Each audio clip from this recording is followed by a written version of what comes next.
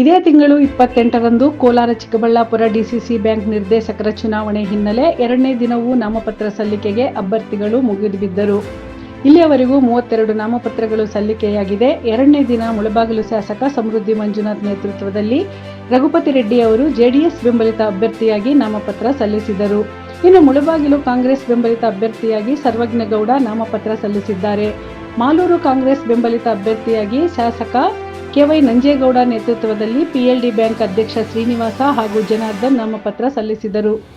ಇದೇ ವೇಳೆ ಮಾತನಾಡಿದ ಶಾಸಕ ಕೆ.ವೈ. ನಂಜೇಗೌಡ ಅವರು ಪರೋಕ್ಷವಾಗಿ ಡಿಸಿಸಿ ಬ್ಯಾಂಕ್ ಮಾಜಿ ಅಧ್ಯಕ್ಷ ಗೋವಿಂದಗೌಡ ವಿರುದ್ಧ ಕಿಡಿಗಾರಿದ್ದು, ಕಾಂಗ್ರೆಸ್ ಪಕ್ಷದ ಸೂಚನೆಯಂತೆ ನಾವೆಲ್ಲ ನಾಮಿನೇಷನ್ ಹಾಕಿದ್ದೇವೆ. ಗೋವಿಂದೇಗೌಡ ಯಾರನ್ನೂ ಕೇಳಿ ನಾಮಿನೇಷನ್ ಹಾಕಿದ್ದರೋ ಗೊತ್ತಿಲ್ಲ ಎಂದಿದ್ದಾರೆ. ಇನ್ನು ಡಿಸಿಸಿ ಬ್ಯಾಂಕ್ನಲ್ಲಿ ನಡೆದಿದ್ದರೂ ಅಕ್ರಮಗಳ ತನಿಖೆ ನಡೆಯುತ್ತಿದೆ. ಅಕ್ರಮ ಸಾಬೀತಾದರೆ ಕ್ರಮ ಆಗಲಿದೆ ಎಂದು ಇದೇ ಸಂದರ್ಭದಲ್ಲಿ ಹೇಳಿದರು. ಹೌದಪ್ಪ, ಸರಿ ಮಾಡೋಕ್ಕೆ ಹೋದಾಗ ಸರಿ ಮಾಡಬೇಕಾದಾಗ ಜವಾಬ್ದಾರಿ ತಗೊಂಡಂಥವರು ಒಳ್ಳೆಯವರು ಹೋಗಬೇಕು ಅಂತೇಳಿ ತೀರ್ಮಾನ ತಗೊಂಡಿರ್ತಾರೆ. ಅದರಿಂದನೇ ಇವತ್ತು ಡಿ.ಸಿ.ಸಿ ಬ್ಯಾಂಕಿಗೆ ಇಷ್ಟೊಂದು ಆಸಕ್ತಿ ವಹಿಸಿ ಈ ಚುನಾವಣೆಯಲ್ಲಿ ಒಳ್ಳೆ ಅಭ್ಯರ್ಥಿಗೆ ಬರಬೇಕು, ಡಿ.ಸಿ.ಸಿ ಬ್ಯಾಂಕು ಸರಿ ಮಾಡಬೇಕು, ಮಹಿಳಾ ಸಂಘಗಳಿಗೆ ಮತ್ತು ರೈತರಿಗೆ ನಮ್ಮ ಡಿ.ಸಿ.ಸಿ ಬ್ಯಾಂಕು ಮತ್ತು ಸರ್ಕಾರದಿಂದ ಸಿಕ್ಕುವಂಥ ಅವಕಾಶಗಳು ಕೊಡಿಸ್ಬೇಕು ಅಂತೇಳಿ ಇಷ್ಟೊಂದು ಆಸಕ್ತಿಯಿಂದ ಒಳ್ಳೆಯವರು ಬರ್ತಾ ಇದ್ದಾರಲ್ಲ.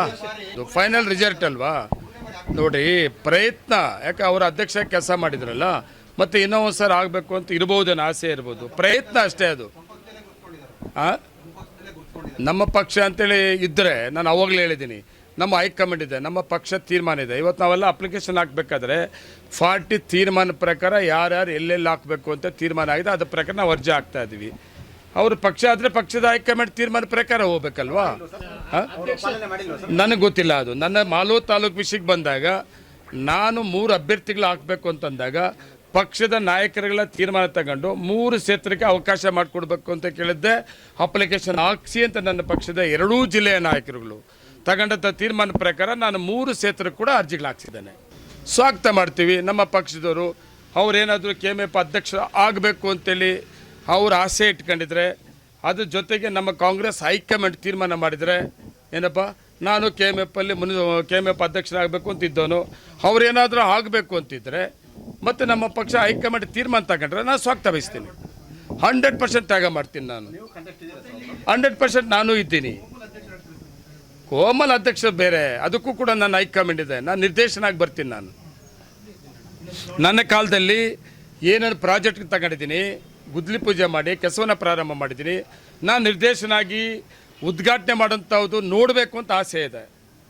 Solar plant, MBK golden dairy, hostel, ಆಮೇಲೆ ಐಸ್ ಕ್ರೀಮ್ ಪ್ಲ್ಯಾಂಟು, ಇವೆಲ್ಲ ಕೂಡ ನಿರ್ದೇಶನಾಗಿ ಬಂದ ಮೇಲೆ ನನ್ನ ಪಾರ್ಟಿ ಹೈಕಮಾಂಡ್ ತೀರ್ಮಾನ ತಕ್ಕತ್ತದೆ.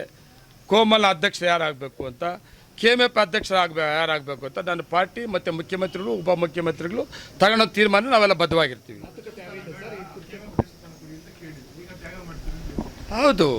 ಹೌದು ನಮ್ಮ ಹೈಕಮಾಂಡೇ ನಮ್ಮ ತೀರ್ಮಾನ. ಹೈಕಮಾಂಡ್ ಏನು ತೀರ್ಮಾನ ತಗೊಂಡು ಅದು ತ್ಯಾಗ ಮಾಡಬೇಕಾಗ್ತದೆ. ತೀರ್ಮಾನಕ್ಕೆ ಬದ್ಧವಾಗಿರ್ತೀವಿ ನಾವು. ಮೆಂಡು ನ್ಯೂಸ್ ನೆಟ್ವರ್ಕ್, ಸತ್ಯದ ಕನ್ನಡಿ.